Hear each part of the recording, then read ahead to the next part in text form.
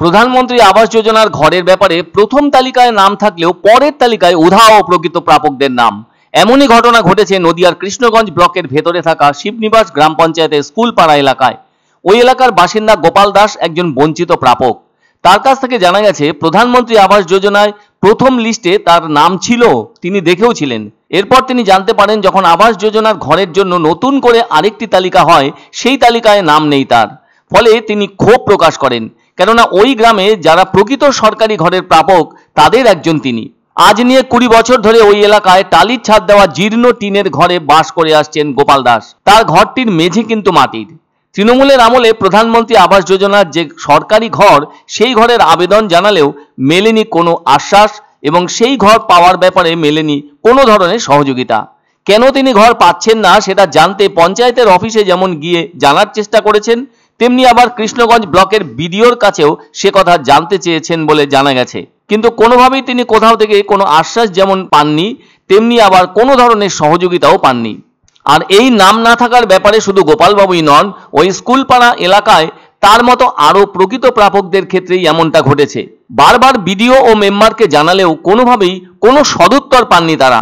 ফলে এই গ্রামের বঞ্চিত উপভোক্তারা অভিযোগের সঙ্গে জানান, ঘর পাওয়ার তালিকায় অর্থবানদের নাম আছে আর বাদ পড়েছে গরিব গুরবদের নাম। তাদের অভিযোগ, নিজেদের পাকা বাড়ি থাকা সত্ত্বেও আবাস যোজনার তালিকায় আর্থিক স্বাচ্ছন্দ্য থাকাদের নাম আছে। আর যতই তালিকা বদল হোক, সেই সব তালিকায় কিন্তু নামগুলো বাদ না হয়ে থেকেই যায়। কি আর করা যাবে, আজও ঘর পাওয়ার ব্যাপারে শিঁকে ছেড়েনি তাদের। অনেকেরই রয়েছে ত্রিপল ঘেরা ছাউনি দেওয়া ঘর, তাও আবার মাটির ঘর। তারা কিন্তু বারবার প্রশাসন থেকে শুরু করে বিডিও এবং গ্রাম পঞ্চায়েত মেম্বারকে জানালেও মেলেনি পাকা ঘর। অথচ তারা ভীষণই অসুবিধে করে ওই জীর্ণ ঘরে বাস করে আসছেন। বাকি জীবন হয়তো এভাবেই কাটিয়ে দিতে হবে তাদের ওই রকম ঘরে বাস করে। এ ব্যাপারে গোপাল দাস জানান, যতদিন তৃণমূল করেছেন ততদিন তার নাম প্রথম তালিকায় জলজল করত, আর এখন তিনি বিজেপি করেন, তাই ওই ঘরের তালিকায় নাম নেই বলে অভিযোগ তার। সেজন্য অভিযোগের বিষয়টি রাজ্য শাসক দলের বিরুদ্ধেই রেখেছেন তিনি। ফলে হন্যে হয়ে ঘুরলেও কোথাও মেলেনি আবাসের কিস্তির টাকা।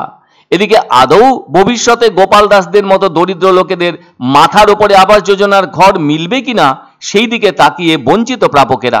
মেম্বারকে জানাই, বলি হবে হবে নিশ্চিত নাম আসবে, হবে। প্রথমবারে নাম ছিল, মানে কোনো ইনকোয়ারিও আসেনি, কোনো কেউ আসেনি বাড়ি। মনে হয় বিজেপি করি বলে হয়তো আমার দিচ্ছে না।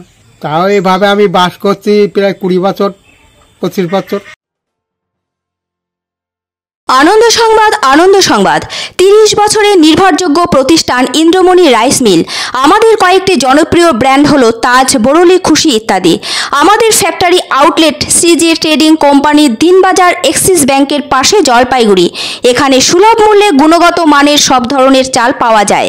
Phone number 9547029475। পছন্দসই সেরা খাবার খেতে হলে সোজা চলে আসুন রুচিসম্মত আধুনিক মানের রেস্টুরেন্ট রাজদরবারে। কেননা এখানেই আপনারা পাবেন ভোজনের রাজকীয় অনুভূতি। শুধু পুজোর সময়ই নয়, সারা বছরই রকমারি খাবার সরবরাহ করাই এই রেস্টুরেন্টের আভিজাত্য। আমাদের ঠিকানা রাজদরবার, রাহুতবাড়ি, বাবুপাড়া, জলপাইগুড়ি। ধামাকা ধামাকা ধামাকা! সানরাইজ মার্বেলের নতুন শোরুম শীঘ্রই আসতে চলেছে জলপাইগুড়ি গৌরীয় মঠের পাশে, নতুন করলা সেতুর কাছে। এখানে পাবেন আধুনিক টাইলসের রকমারি সম্ভার। এক অন্য অনুভূতির স্পর্শ পাওয়া যায় রয়কো ব্র্যান্ডের গেঞ্জি ও জাঙ্গিয়ায়। তাই ছোট বড় সবার পছন্দ রয়কো গেঞ্জি ও জাঙ্গিয়া। প্রস্তুতকারক জয়মনি হোশিয়ারি, কলকাতা।